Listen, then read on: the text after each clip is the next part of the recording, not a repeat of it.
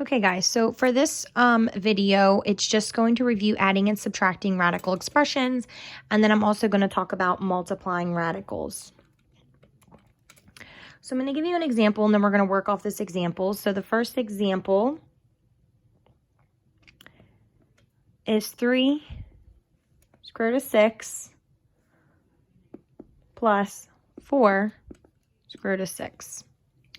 So when you're going to combine your radicals, you have to treat them just like you do variables. Like in algebra, you cannot combine anything unless it's a like term.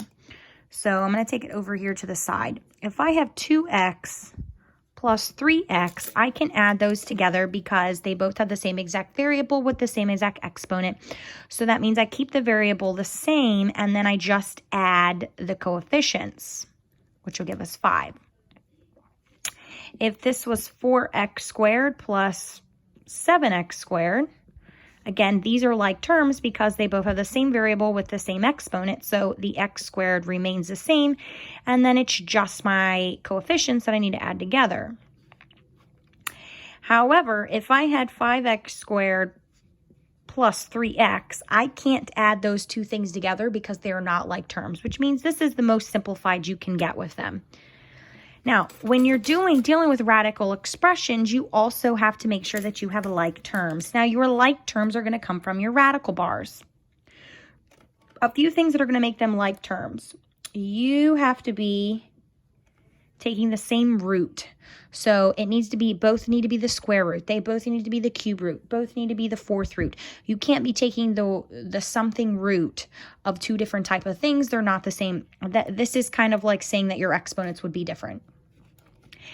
Also, the numbers underneath your radical bars also need to be the same. Those are like your variables. It's like I can't do x plus y and make that xy. Like that does not work because these are two different variables. Kind of like these two need to both be 6. Otherwise, they're not the same variable. The numbers in the little check mark here have to be the same number. Otherwise, it's like not the same exact exponent. So that's just some of the things to make sure that you understand what can be combined and what cannot be combined. Now, with that being said, remember how I said that 6 is kind of like your variable. So when you're adding like 2x plus 4x, remember the x stays the same. You only add your coefficients. So on adding these, the square root of 6 and the square root of 6 are like your variables. So that is the part that stays the same. The only thing you now need to actually add is the 3 and the 4, which are your coefficients, which will give you 7.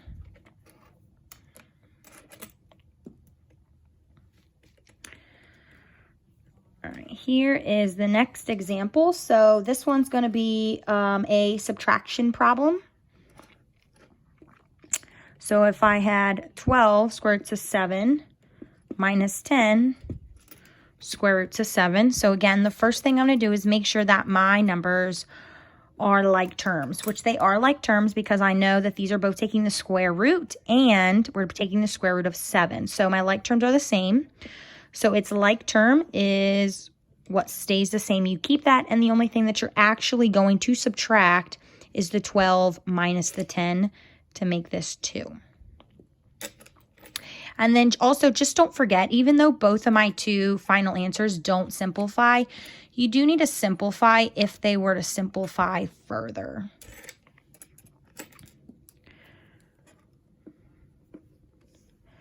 All right, next example. Let's say I had a -2 square roots of 3 plus 3 square roots of 27.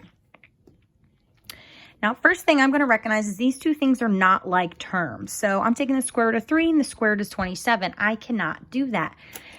However, in order, you can rewrite them so that way you can create like terms. So I want to you always take the bigger number and turn it into the smaller number. So I'm going to start with square root of 27, and I want to rewrite that. I want to simplify it so I end up with the square root of 3.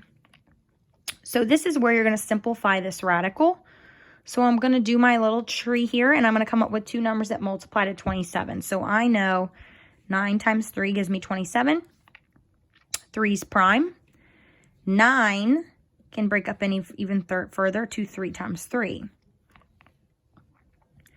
right, because we're taking the square, remember we need a group of 2. So here's a number that shows up 2 times, so 3 can come out. And then my leftover is a 3 here. Now, what you cannot forget about when you do this is that 3 square root of 3 is just the simplified version of the square root of 27.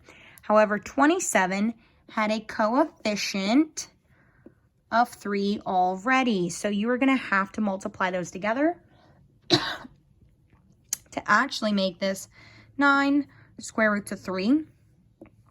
And then I'm going to bring down the original problem.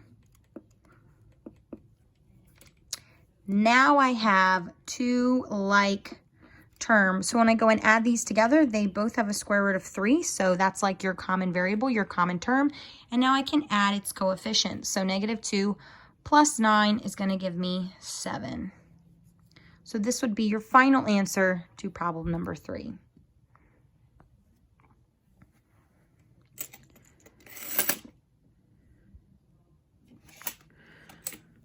All right, next I'm going to go through and show you how to multiply radicals.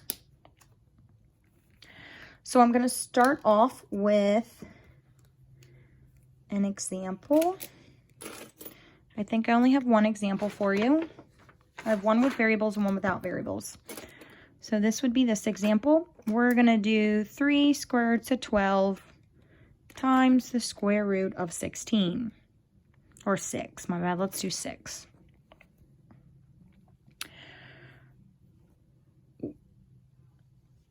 Okay, so one thing to keep in mind when you are doing these, remember your final answer wants to be completely simplified. So it's your choice whether you want to simplify first or simplify in the end. It really doesn't matter as long as you simplify at some point in your problem. I'm just going to simplify at the end so I don't have to end up simplifying twice, but it's completely up to you.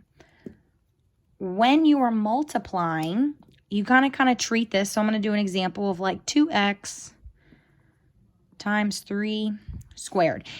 If I were going to multiply these, we would multiply its like term. So in other words, I would multiply my 2 coefficients together to make 6.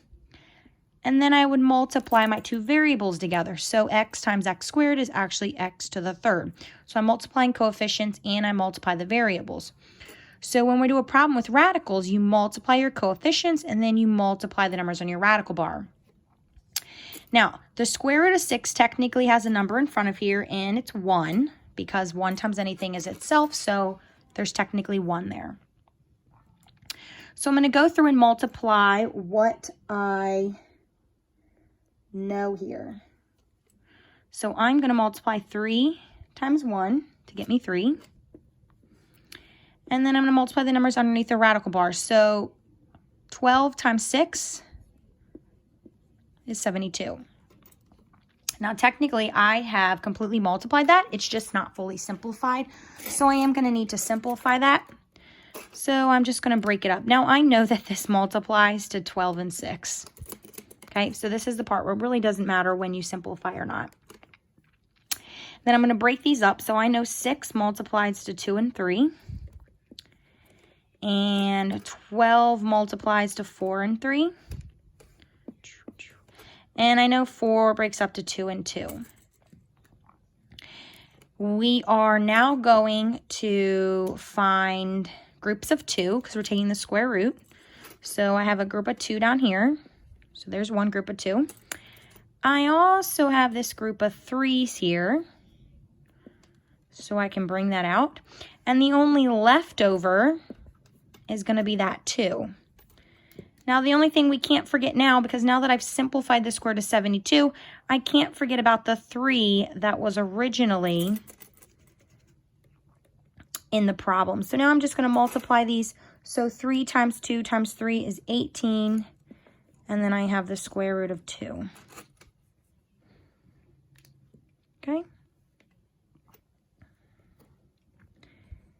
And then I have one more example with you. So this time we're going to be dealing